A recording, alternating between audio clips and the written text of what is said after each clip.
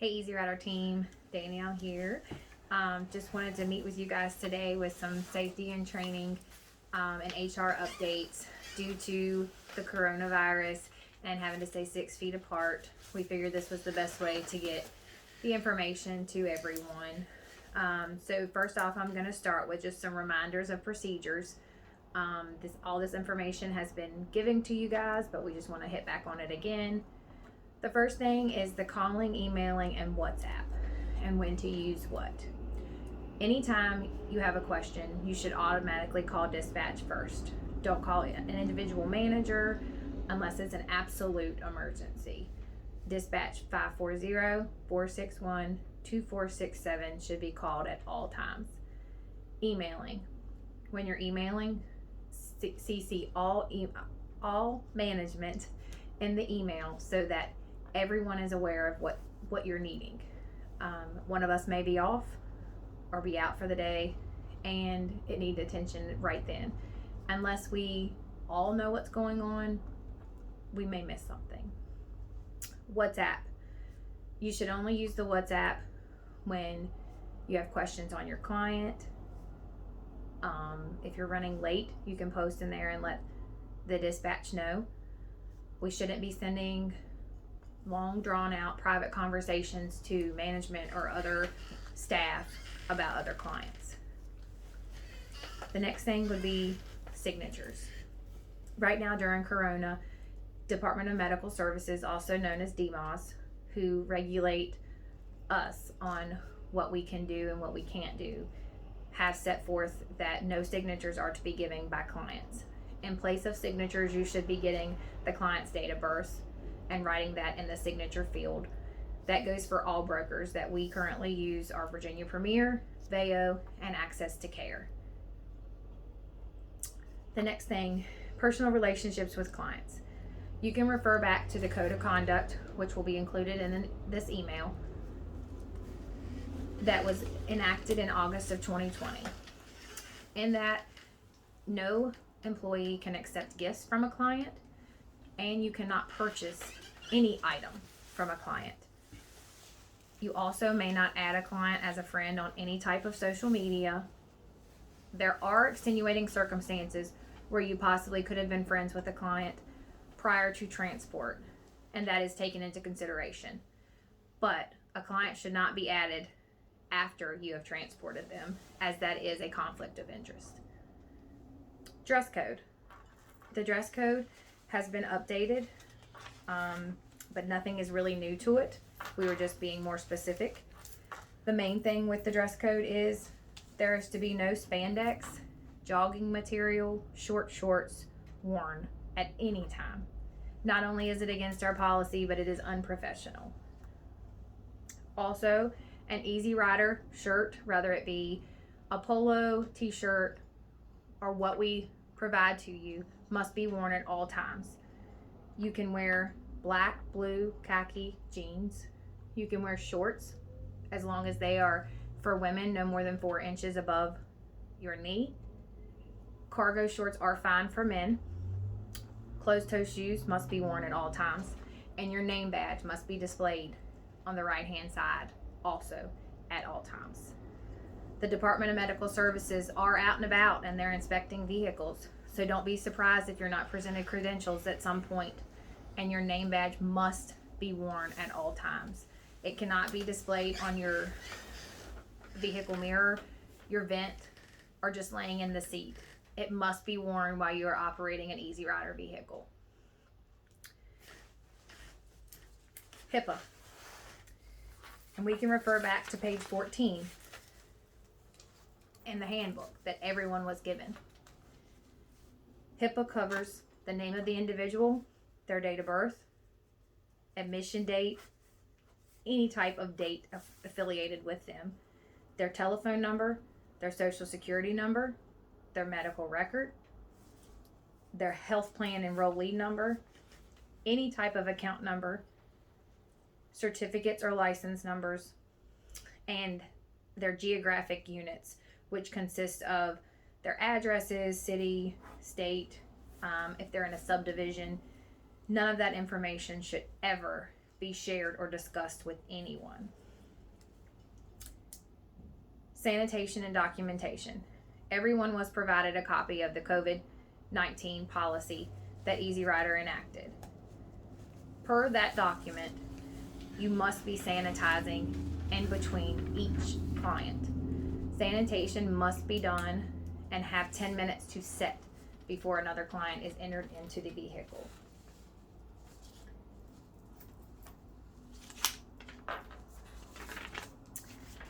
Per the COVID policy, you also may not work if you have a temperature of 100.4 degrees Fahrenheit or 38 degrees Celsius. You must post your temperature every morning in the WhatsApp group labeled daily temperatures. This temperature should be taken before entering your vehicle each morning. If you have had any of the COVID symptoms, then you also should not be driving. There are extenuating circumstances, and management may approve or not approve based on the situation. All clients are instructed by the brokers that they must wear a mask when they are being transported. That as they enter the vehicle and exit the vehicle, it must be worn. If there is a extenuating circumstance on your schedule the night before, you will be let known that that is the case, that a client cannot wear a mask. You are also, as a driver or any attendant that accompanies the client, must also wear a mask. Drivers are to disinfect the seats, the doors, the door handles, the seat belts, and any other surface that they have touched. These guidelines are set forth by the CDC and Department of Medical Services. Your hand sanitizer should be used each time you leave and return to the vehicle, and it must be at least 60% alcohol contained in the sanitizer for it to fall within guidelines. The symptom checks are to be done prior to any transport for the day. We will transport clients individually when possible. If the client is not wearing a mask when you arrive, you are required to ask them to put on their mask. If you are going to a facility, the facility staff is responsible for ensuring that the client is wearing a mask or has one provided. If not, each driver will have some in their vehicle. You are not to use the recirculation button on your air conditioner. You must use the outside air. And again, just to point on the date of birth, you are not to get the signatures. Clients should be just relaying their date of birth to you. When it comes to seatings, we are allowed to multi-load. We don't want to, but in the event that we do, please refer back to your COVID policy with seating arrangements. You are allowed to have one passenger in the middle row and one in the rear of your van. If you have a sedan, then you should only have one member and their attendant with you in the back seat. The manifest and addresses and the stops. We have stressed on this multiple times, but if the address on your schedule is not what the client should be going or whether you're picking them up at, then they must call the broker and have that changed. Just because they say that's where we should be picking them up at or dropping them off at, we have to go by what we are given by the broker. Stops. Unless they are authorized to stop, bathroom stop, you should not be stopping unless it's an emergency. Then you call 911. There is regulations that if the trip is longer than an hour, we may stop for a bathroom stop. Please make sure that is noted on your documentation if that is done. Now into scheduling. Per the handbook, days off requests for the month should be sent in to all management by the 22nd of each month, and it must be emailed. To touch on some updates, WellRide, everyone should have received their credentials by now for WellRide. WellRide will be taking the place of paper logs. That doesn't mean you don't carry them with you in case your app doesn't work or you don't have service during that time period. However, if you have any questions on your credentials and you're not able to get in, please email all management so that we can help you through that. We will be providing individual training in the next few weeks as we merge over to WellRide. This will send you directly to the client's addresses once you put that you are en route. It will let you know that you're going to be late. It will give you construction or accident information through the app. So it basically takes place of your GPS as well. I know there will be more questions to come with that, and we will work through that as they come. Access to care. Of course, you all are aware that we have taking them on along with Virginia Premier and VAO. The rules with them are the same, as everyone is governed by DMOS. You can use another paper log if you do not have an access to care log. However, it makes it easier for us and for billing purposes if we have to send a log in if we have an access to care log. If you do not have any, please get with us and we will make sure to get those to you as soon as possible. There are some other documents that we will also be giving you, such as an incident report. As with access to care, they have to be turned in within 24 hours. So we will give those to you as well so they can be sent in within the 24-hour mark. New HR policies and updates. You guys will be getting an updated handbook with this email as well. We did make the update to the COVID policy to include that there are no signatures, but you will be getting date of births. The dress code was updated to specify jogging material, leggings, spandex, shorts, of that nature. So please review that as it is very important. We also updated the drug and alcohol policy on page 15. And with that, effective July 1st, we are aware that the state of Virginia decriminalized marijuana. Decriminalized does not mean that it's legal. You will be asked to do drug tests randomly, and if you're in an accident. So please beware that just because it's decriminalized, it still is illegal. We also added in a days off policy that is just more specific, and it reads, there will be times that drivers will be put off due to cancellations, decreased runs, no runs, weather, etc. If you do not work, you do not get paid. There may be times drivers are scheduled for one run and the client may cancel while the driver is en route. The rule is if you leave your house, you will get paid. Paid time may be used if available and approved by management.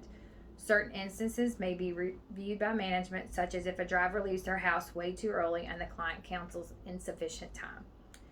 Please make sure you are aware of that as well. Then we also have pregnancy leave. It was added on page 10. If you will review that, basically this was added as the Virginia Senate's Bill 712, and this was just enacted this year, and you review that, but basically it just states that you will not be discriminated against and you will be given extra rights if you are pregnant and you need leave time. And the last one would be the whistleblower policy. The state of Virginia enacted that as well this year, and it protects you from reporting a supervisor or any government body violations or suspected violations of federal or state law, refusing to engage in criminal act or carry out an order that would violate federal or state law, or otherwise engaging in protected activity by participating in an investigation. It is a long policy, so I will not go into details on this video. Again, it will be on page 18 of your new handbook, so please review that. Now we will have a video by Guy on the safety of COVID, and we will also have vehicles.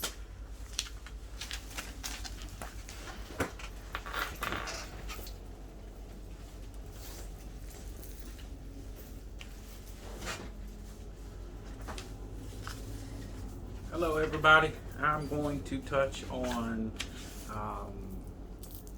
safety, proper removal of gloves and masks, proper placement of vehicles in the clients. Again, I know Danielle touched on that a little bit, but we need to make sure that we're clear on that. Notification of low disinfecting and sanitation supply. The first on the agenda is sanitation. I'll be sending a mock sheet of what you guys should be documenting on the back of current run sheets. We need to make sure this is in detail, because if it's not documented in writing, it did not happen. You need to do the time, what was documented, and how long you allowed the cleaner to set on the surfaces. And in the second video, we will go over that actually in the vehicle and show you some of the procedures.